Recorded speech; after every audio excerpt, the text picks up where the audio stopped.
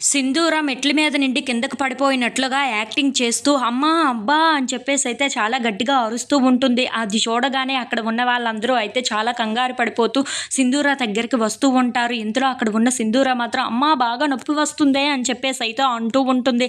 ఇంతలో అక్కడ ఉన్న విజయమ్మ వాళ్ళ ఆయన మాత్రం తనకి బాగా నొప్పి వస్తున్నట్లుగా ఉంది. చంటి నువ్వు హాస్పిటల్‌కి తీసుకొని వెళ్ళు అని చెప్పేసైతే అంటూ ఉంటాడు. ఆ మాటలు వినగానే అక్కడ ఉన్న చంటి అయితే సింధూరాన్ని లేపుతూ ఉంటాడు. ఇంతలో అక్కడ ఉన్న విజయమ్మ మాత్రం నిజంగానే పడిపోయినట్లుగా ఉంది అని చెప్పేసి అయితే తను కూడా చాలా బాధపడుతూ ఉంటుంది. ఇంతలో అక్కడ ఉన్న సింధూర మాత్రం తన వైపు చూసి ఏంటి ఇదంతా యాక్టింగే అని చెప్పేసి అయితే అంటూ తన వైపు చూస్తూ ఉంటుంది. అది చూసి అక్కడ ఉన్న విజయమ్మ అయితే ఒక్కసారిగా షాక్ అయిపోతూ ఉంటుంది. ఏంటి ఇదంతా యాక్టింగ్ చేస్తుందా అని చెప్పేసి అయితే అనుకుంటూ సింధూర వైపు అలా చూస్తూ ఉండిపోతుంది. ఇంతలో అక్కడ ఉన్న సింధూర మాత్రం ఏమండి నేను నడలేకపోతున్నాను, నన్ను కాస్త ఎత్తుకోండి అని చెప్పేసి అయితే తనని ఎత్తుకోమంటూ ఉంటుంది. ఇంతలో అక్కడ ఉన్న చంటి తనని ఎత్తుకొని చంచలమ్మ ఇంటికి తీసుకొని వెళ్తూ ఉంటాడు.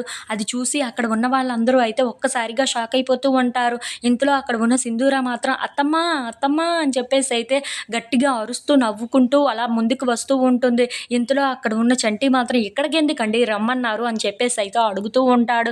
ఆ మాటలు వినగానే అక్కడ ఉన్న సింధూర అత్తమ్మ చేతి వాటం పడితే చాలు నాకు మొత్తం తగ్గిపోతుంది, అందుకే తీసుకురమ్మన్నాను అని చెప్పేసి అయితే అంటూ లోపలికి వస్తూ ఉంటుంది.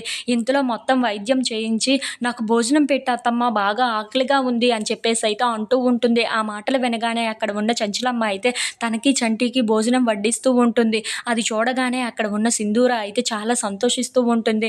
ఇంతలో అక్కడ ఉన్న చంచలమ్మ మాత్రం నా చేతి భోజనం నా కోడలు తిన్నది అని చెప్పేసి అయితే చాలా సంతోషంగా వాళ్ళకి వడ్డిస్తూ ఉంటుంది.